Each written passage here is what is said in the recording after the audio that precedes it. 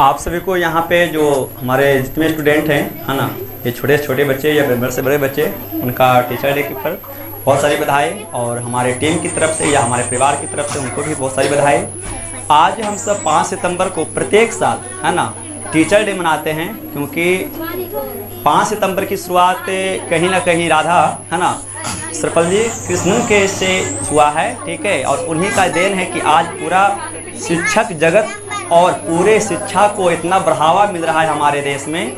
तो हम सब उनकी इस बलिदान को कभी नहीं भूलेंगे और हम सब भी उनके जैसा बताए गए रास्तों पे चलेंगे एक शिक्षक होने के नाते, ताकि हमारे देश के सभी बच्चे या हमारे राज्य के सभी बच्चे है ना हमेशा शिक्षा के मामले में आगे बढ़े। और कहा जाता है कि मतलब कोई भी देश तभी विकास कर सकता है जहाँ वहाँ शिक्षा मजबूत होना चाहिए, ठीक है। यानी देश का जो विकास का जो आधारशिला है वो शिक्षा है, ठीक है। यानी शिक्षा जिस देश में रहेगा उस देश का विकास ऐसे भी हो जाएगा, और ये मतलब विकास की एक आधारशिला ही शिक्षा है। दूसरी बात, हम सब आप सबको यहाँ पे आज नहीं कम से हम 5 साल से आपको सेवा प्रदान कर रहे हैं, ठीक है। जब हम सब शुरू 2016 में अपने कोचिंग स्टार्ट किए थे तो आप उस समय 10-5 बच्चे पढ़ते होंगे, लेकिन आज आप सब की ये प्यार है कि आप सब हम पर इतना विश्वास रखते हैं और हम आपके विश्वास को तोड़ना नहीं चाहते हैं, जिसके लिए हम हमेशा आपके लिए तत्पर रहते हैं, ताकि हमारे बच्चे हमसे कुछ पाए और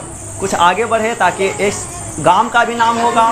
दूसरी बात, इस शिक्षा का भी नाम होगा, इस संस्था का भी नाम होगा कि यहाँ से बच्चे पढ़कर आज आगे तो बढ़ रहे हैं। आज 5 साल पहले हम देखते थे कि यहाँ का बच्चा बाहर नहीं पढ़ पाता था, मैट्रिक तक 9th क्लास तक पढ़ा गांव में रह करके बस, और उसी को पढ़ाई छोड़ देता था। लेकिन आज 5 साल में हम देख रहे हैं कि यहाँ से बच्चे पढ़ करके मैट्रिक तक पढ़ करके यहाँ से इंटर पढ़ने के लिए बाहर बिहार हो, पटना हो, कहीं भी हो, मतलब एनीबॉडी वो पढ़ रहे हैं, ठीक है। तो हमें सुकून मिलता है कि हम उनके लिए हमेशा तत्पर काम करते रहेंगे, और ये भविष्य में भी आप इसी प्रकार से हमारा प्यार बनाते रहिएगा तो हम हमेशा आपके लिए काम करते रहेंगे। शिक्षा हर लोगों को चाहिए, ऐसी बात नहीं है कि शिक्षा केवल उच्च वर्गों के लिए है या फिर जिनके पास पैसा है उनके लिए शिक्षा है। शिक्षा तो चाहे वो किसी भी वर्ग के बच्चे हों है ना, शिक्षा सबको होना चाहिए। लेकिन कुछ ऐसे गार्जियन हैं जो अपने बच्चों को पढ़ाना नहीं चाहते हैं और भविष्य उनका खराब करते हैं। तो अपने गोबर चुनवे करेंगे, साथ में बच्चों से भी गोबर और बकरी चढ़ाएंगे बस, और बाद में क्या करते हैं कि भाग को दोष देते हैं कि नसीब में लिखा नहीं था, हमारा बच्चा कुछ बना नहीं। आप पढ़ाकर तो देखिए, आपका बच्चा का भी भाग वही लिखा हुआ है जो सबका भाग लिखा हुआ है, लेकिन उसके लिए आपको हमेशा अपने बच्चे के प्रति तत्पर रहना पड़ेगा, आपके बच्चे के प्रति टाइम देना पड़ेगा। लेकिन हम सब क्या करते हैं कि बस दुमाला घर बना लेंगे, 10 बीघा खेत खरीद लेंगे, बस जिंदगी यही खत्म हो जाता है। तो जिंदगी यहाँ से खत्म नहीं होती। शिक्षा का मतलब ही होता है संस्कार, ठीक है। कितना क्या करता है कि शिक्षा प्राप्त करके तो नौकरी करता है, तो नौकरी पाने का शिक्षा एक माध्यम है, ठीक है। लेकिन शिक्षा का मूल मतलब है कि संस्कार, आपके अंदर ज्ञान सभ्यता होनी चाहिए, ये शिक्षा का मूल कर्तव्य होता है, ठीक है। और कई लोग तो ऐसे है ना कि जो मेहनत के डर से शिक्षा भी छोड़ देते हैं, मतलब उनका गार्जियन उनको पढ़ाना चाहता है लेकिन वो मेहनत के डर से या किसी के सत्संगी के संपर्क में आकर के वो अपनी शिक्षा को छोड़ देते हैं। तो ये गलत बात है। शिक्षा हमेशा, किसी हर चीज का दावा एक ही है, शिक्षा। यदि आपके अंदर शिक्षा है तो आपको कोई ठग नहीं सकता, कोई आपको बेवकूफ बना नहीं सकता है। आप अपने काम को स्वयं करेंगे।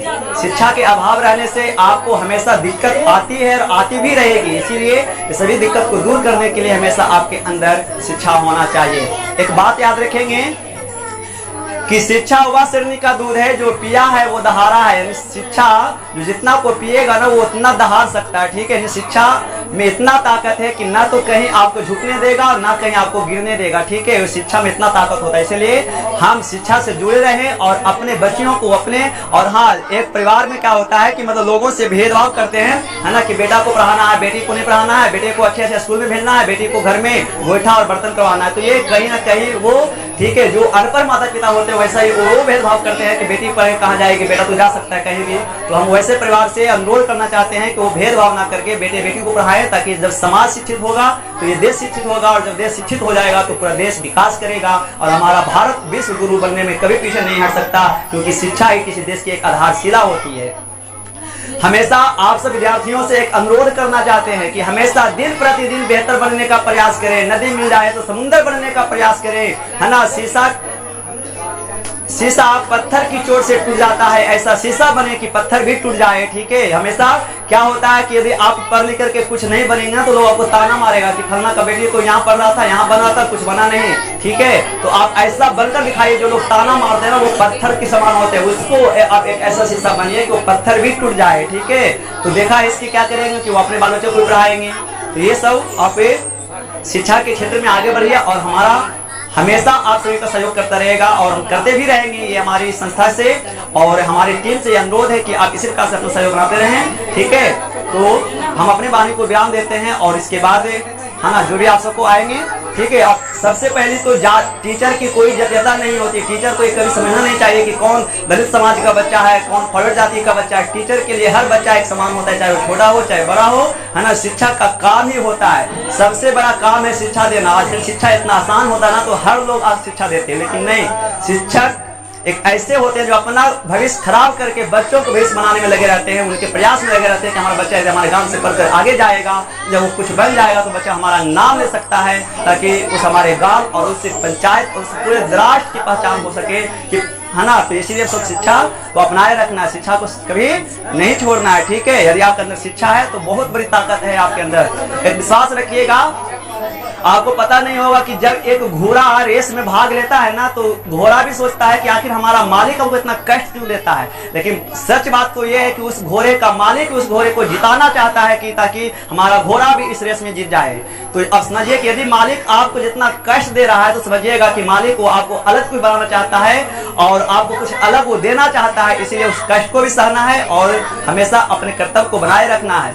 और लेकिन कुछ शिक्षा जगत कुछ चंद विद्यार्थियों और चंद शिक्षकों से बदनाम हो चुका है। क्या होता है कि यदि बच्चे को यदि छूट मिले पढ़ने के लिए तो वो क्या करेंगे कि उसका नाजायज फायदा उठाएंगे। ठीक है, मालूम पड़ा कि हमारा बच्चा बिहार से पढ़कर आ रहा है तो बिहार पढ़ने गया होगा कि सिनेमा हॉल में गया होगा, क्या पता है 3 बजेगा घर चलाएगा, बच्चा तुम्हारा पढ़कर ही आ रहा है। तो कुछ ऐसे लोग हैं जिनके वजह से शिक्षा बदनाम हो रहा है, तो उनसे भी है ना प्रयास करेंगे कि ये जो शिक्षा का जो बदनामी जो धीरे जो लोगों के मन में आ रहा है बदनामी को दूर किया जाए। और ये दूर तभी होगा जब स्टूडेंट और टीचर के बीच में एक हमेशा सामंजस्य बना रहेगा और अच्छे से वो काम करते रहेंगे, ताकि वो हर बच्चे को पढ़ा सकते हैं और आगे जीवन में बढ़ा सकते हैं। धन्यवाद, अपने वाणी को विराम देते हैं।